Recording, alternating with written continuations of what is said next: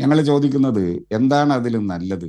ആകെ അദ്ദേഹം പറഞ്ഞിട്ടുള്ള കാര്യം 125 ദിവസമായിട്ട് തൊഴിൽ ദിനങ്ങൾ വർദ്ധിപ്പിച്ചിരിക്കുന്നു എന്നുള്ളതാണ്.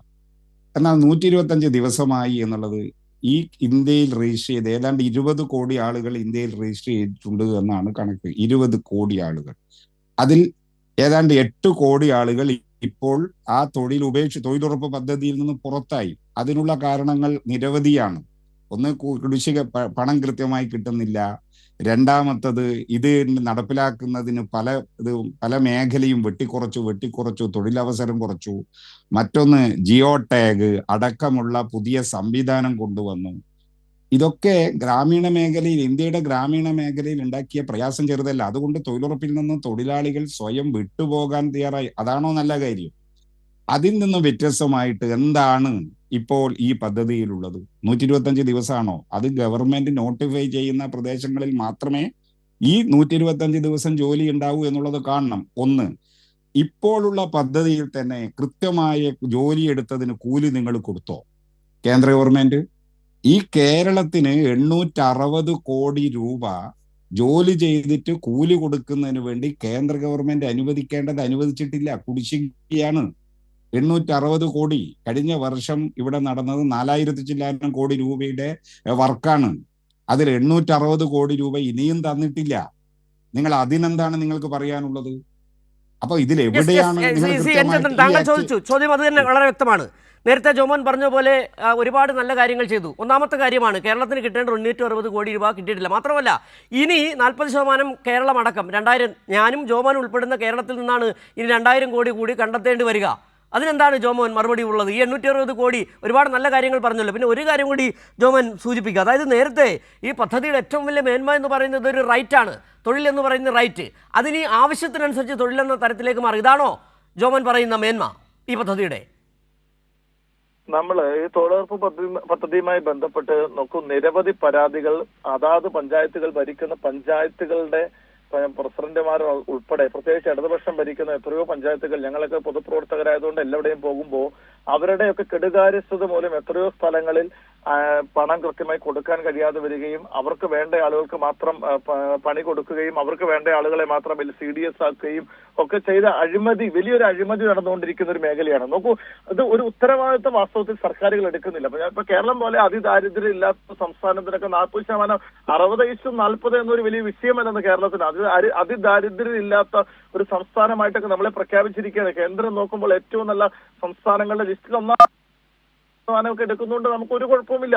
മാത്രമല്ല, കുറച്ച് ഉത്തരവാദിത്വം കൂടെ വരും. കാരണം ഇത് മുഴുവൻ കേരളത്തിന്റെ പദ്ധതിയാണെന്നൊക്കെയാണ് ഈ നാട്ടുപ്രദേശങ്ങളിലൊക്കെ ആളുകളെ പറഞ്ഞ് പേടിപ്പിച്ചിരിക്കുന്നത്. വോട്ട് ചെയ്യാൻ പോകുന്ന ആളുകളെ വരെ ഭയപ്പെടുത്തുകയാണ് വാസ്തവത്തിൽ. ഇടതുപക്ഷ കേന്ദ്രങ്ങളൊക്കെ നിങ്ങളെ അങ്ങനെ അടച്ചാക്ഷേപിക്കല്ലേ. രണ്ട് പാർട്ടിയും, പ്രത്യേകിച്ച് ഭരിക്കുന്ന പഞ്ചായത്തുകൾ അവരുടെ പോക്കറ്റിനടുത്ത് കൊടുക്കുന്നത് പോലെയാണ് പല സ്ഥലങ്ങളിലും ഈ വിഷയങ്ങളെ കൈകാര്യം ചെയ്തുകൊണ്ടിരിക്കുന്നത്. അതുകൊണ്ട് തന്നെ 40% കയ്യിൽ നിന്ന് കൊടുക്കുമ്പോഴെങ്കിലും സ്വന്തം പോക്കറ്റിൽ നിന്ന് അല്ലെങ്കിൽ പോലും ഇവിടെ നിന്ന് കൊടുക്കുമ്പോൾ കുറച്ച് ഉത്തരവാദിത്തമെങ്കിലും വരുമല്ലോ. പിന്നെ അതല്ല ജോമോൻ, ഉത്തരവാദിത്തത്തെ കുറിച്ച് പറഞ്ഞാൽ ഇതിനകത്ത് എനിക്ക് തോന്നുന്നത് കേരളത്തിലെ ജനങ്ങൾ ആവശ്യപ്പെടുന്നത് നിങ്ങൾ അധികമായൊന്നും തരേണ്ട കാര്യമില്ല. കേരളത്തിന് രാജ്യത്തെ എല്ലാ സംസ്ഥാനങ്ങൾക്കും നൽകുന്ന പോലുള്ള വിഹിതം നിങ്ങൾ എത്രയാണ്? 1 രൂപ ഞങ്ങൾ അങ്ങോട്ട് തരുമ്പോൾ നിങ്ങൾ എത്ര രൂപയാണ് തിരിച്ചു തരുന്നത്? എന്ത് അനീതിയാണ് കേരളത്തോട് നിങ്ങൾ കാണിച്ചുകൊണ്ടിരിക്കുന്നത്? നിങ്ങൾ ഈ 860 കോടി കൃത്യമായി തരൂ, SSK ഫണ്ട് കൃത്യമായി തരൂ, കേന്ദ്രാവിഷ്കൃത പദ്ധതികൾ, ഉച്ചഭക്ഷണത്തിനുള്ള പൈസ അത് കൃത്യമായി തരൂ. ഇവിടെ ആരും ഓച്ചാനിച്ച് നിൽക്കുന്നില്ല, ആരും കേന്ദ്രത്തിന് മുമ്പിൽ കൈനീട്ടാനും വരുന്നില്ല. ഈ ജോമോന്റെ വാചകങ്ങൾ കേൾക്കുമ്പോൾ ഏതോ വലിയ ഔദാര്യം കേരളത്തിനടക്കം നൽകുന്നു എന്നുള്ളതാണ്. അതെ, കേരളം അതിദാരിദ്ര്യമുക്തമായി. അത് കേന്ദ്രത്തിന്റെ മിടുക്കാണോ? കേരളത്തിലെ സംസ്ഥാന സർക്കാരിന്റെ മിടുക്കാണത് അതിദാരിദ്ര്യമുക്തമാക്കിയത്. അതിനെ കൂടി അതിനെ നെഗറ്റീവായിട്ട് കാണരുത് ജോമോൻ. എന്നൊക്കെ നമ്മൾ മേനി സ്വാഭാവികമായി ഇപ്പൊ നോർത്ത് ഈസ്റ്റ് സംസ്ഥാനങ്ങളെയൊക്കെ ഈ 40% ഒഴിവാക്കിയിട്ടുണ്ട്. അവിടെ ദാരിദ്ര്യമാണ്, അവർ സമ്മതിക്കുന്നുണ്ട്. നമ്മൾ അതിദാരിദ്ര്യമല്ല എന്ന് നമ്മൾ മേനി പറഞ്ഞ് നടക്കുമ്പോൾ സ്വാഭാവികമായി 40% നമ്മളെ ഒഴിവാക്കത്തില്ല. കാരണം ഇതൊരു മേനി പറച്ചിലായിരുന്നല്ലോ. നോക്കൂ, ഇവിടെ ദാരിദ്ര്യം ഇല്ലാതെ ആയിട്ടുണ്ടോ? ആ തെരഞ്ഞെടുപ്പിന് 4 വോട്ട് കിട്ടാൻ വേണ്ടി ദാരിദ്ര്യം ഇല്ലാത്തൊരു സംസ്ഥാനമാണെന്ന് പറഞ്ഞ് നിങ്ങളൊരു വലിയ ക്യാമ്പയിൻ നടത്തി, നിങ്ങളൊരു വലിയ പ്രോഗ്രാമായി നടത്തി ജനങ്ങളെ അത് ധരിപ്പിക്കുകയായിരുന്നില്ലേ? അപ്പൊ ഇത് കേന്ദ്രം കാണുകയല്ലേ? അപ്പൊ 40% ഒരുപക്ഷെ ജോമോൻ പറഞ്ഞത് ക്ലാസ്സിൽ നല്ല കുട്ടി പഠിക്കുന്നുണ്ട് ഒരുത്തൻ, അവൻ ഇനി ക്ലാസ്സിൽ വരേണ്ടതില്ല, അവനെ പഠിപ്പിക്കേണ്ടതുമില്ല എന്ന ന്യായമാണ്. കേരളത്തിന് ഇതൊക്കെ കിട്ടുന്നുണ്ടല്ലോ, നീ എന്തിനാണ് പൈസ 40% മുടക്കിക്കൊള്ളു? നല്ല ന്യായം. CN ചന്ദ്രൻ. യെസ്, ഇത് തന്നെയാണ് അവരുടെ ഈ എന്താ പറയേണ്ടത്, വാദം മുട്ടുമ്പോ അങ്ങനെയുണ്ടല്ലോ, മുട്ടുമ്പോ എന്തെങ്കിലും വിളിച്ചു പറയുക എന്ന നിലയിലേക്ക് പോയാൽ ശരിയാവില്ല. ഇത് കൃത്യമായി നമ്മൾ ചർച്ച ചെയ്യേണ്ട കാര്യങ്ങളല്ലേ. പിന്നെ ഇവിടെ പറഞ്ഞല്ലോ തൊഴിലുറപ്പ് പദ്ധതിയുടെ പല തെറ്റായ കാര്യങ്ങളും. ഇന്ത്യയിൽ ഏറ്റവും ഫലപ്രദമായും ഏറ്റവും നല്ല നിലയിലും തൊഴിലുറപ്പ് നടത്തുന്ന സംസ്ഥാനം കേരളമാണ്. അത് ജോമോൻ കേന്ദ്ര ഗവൺമെന്റിൽ കാർഷിക വകുപ്പുമായി ബന്ധപ്പെട്ടതിൽ നിങ്ങൾ ചോദിച്ചാൽ മതി. കേന്ദ്ര ഗവൺമെന്റ് ഇതുമായി ബന്ധപ്പെട്ട മോണിറ്ററിംഗ് കമ്മിറ്റിയോട് ചോദിച്ചാൽ മതി. ഇന്ത്യയിൽ ഏറ്റവും ഫലപ്രദവും സുതാര്യവും കൃത്യമായും തൊഴിലുറപ്പ് പദ്ധതി നടപ്പിലാക്കുന്ന സംസ്ഥാനം ഏതാണെന്ന് ചോദിച്ചാൽ മനസ്സിലാവും, അത് ഈ കേരളമാണ്. ഒന്ന്. രണ്ടാമത്തത്, നിങ്ങൾ ഈ പണം സംസ്ഥാന ഗവൺമെന്റിന്റെ ആണെന്ന് ആരും പറഞ്ഞിട്ടില്ല. കേന്ദ്ര ഗവൺമെന്റിന്റെ ആണ് എന്നുള്ളത് എല്ലാവർക്കും അറിയാം. ജനങ്ങളോട് പറഞ്ഞാൽ ജനങ്ങൾ അപ്പാടോ സംസ്ഥാനമാണെന്നല്ല. ഞങ്ങൾ എന്താ ചെയ്യുന്നത്, നിങ്ങൾ കുടിശ്ശിക തരുമ്പോഴും ആ കുടിശ്ശിക പരിഗണിക്കാതെ കൂലി കൊടുക്കാൻ ഞങ്ങൾ കേരളത്തിൽ ശ്രമിക്കുന്നുണ്ട്. ജനങ്ങൾ പട്ടിണി കിടക്കാതിരിക്കാൻ ചെയ്ത ജോലിക്ക് കൂലി കൊടുക്കാൻ ശ്രമിക്കുന്നുണ്ട്. നിങ്ങൾ ഏതെങ്കിലും സംസ്ഥാനത്ത് കൊടുക്കുന്നുണ്ടോ? മറ്റ് സംസ്ഥാനങ്ങളിലെ നിലനോക്ക്. പിന്നെ ഈ പുതിയ ബില്ലിൽ ഒരു അപകടം കൂടിയുണ്ട്. യഥാർത്ഥത്തിൽ തൊഴിലുറപ്പ് പദ്ധതിയുടെ നടത്തിപ്പിന് മോണിറ്ററിംഗ് കമ്മിറ്റി, ത്രിതല പഞ്ചായത്ത് സംവിധാനം, അതുപോലെ വിവിധ മേഖല ഗ്രാമസഭകൾ, വാർഡ് സഭകൾ, ഇതിനൊക്കെയുള്ള മോണിറ്റർ ചെയ്യാനുള്ള അധികാരാവകാശങ്ങൾ ഉണ്ടായിരുന്നു. അതുകൊണ്ട് നല്ല നിലയിൽ നടത്തിയിരുന്നു. ഇനിയിപ്പോൾ അതെല്ലാം ഒഴിവാക്കുകയാണ്.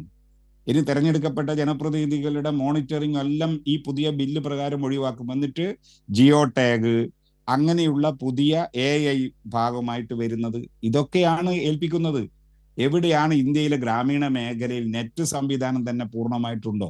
കേരളത്തിൽ കുറച്ച് സ്ഥലത്ത് ചിലപ്പോൾ കണ്ടേക്കാം. ആളുകളുടെ കയ്യിൽ ഫോണുണ്ടോ? മര്യാദക്കുള്ള ഒരു ആൻഡ്രോയിഡ് പ്ലാറ്റ്ഫോമുള്ള ഒരു ഫോണുണ്ടോ? എന്തൊക്കെയാണ് ഇതിന്റെ ഭാഗമായിട്ട് ഏൽപ്പിക്കുന്നത്? അതിൻ്റെ എല്ലാം ഭാഗമായിട്ട് എന്നാ സംഭവിക്കുന്നത്? ഇവർക്ക് ജോലി ചെയ്യാൻ പറ്റില്ല, പദ്ധതിയിൽ നിന്ന് അവർ പുറത്താകും. ഇന്ത്യയിൽ അതാണ് സംഭവിക്കാൻ വേണ്ടി പോകുന്നത്. പഞ്ചായത്ത് സംവിധാനങ്ങളും മറ്റു മോണിറ്ററി സംവിധാനങ്ങളെല്ലാം ഈ പുതിയ നിയമപ്രകാരം അട്ടിമറിക്കുകയാണ്. ഇനിയെല്ലാം ഈ ജിയോ ടാഗ് AIയുടെ പോലത്തെ കാര്യങ്ങളിലാണ് വരാൻ വേണ്ടി പോകുന്നത്. ഗ്രാമീണ മേഖലയിൽ എവിടെയാണ് ഈ സംവിധാനങ്ങൾ ഉള്ളത്? എവിടെയാണ് നെറ്റ് ഉള്ളത്? എവിടെയൊക്കെയാണ് അത് കിട്ടുന്നത്? ആരുടെ കയ്യിലാണ് ഈ ഫോണൊക്കെ ഉള്ളത്? ഇതൊക്കെ നമ്മൾ നോക്കണം. ഇങ്ങനെ ഞെക്കി ഇതിനെ കൊല്ലുകയാണ്.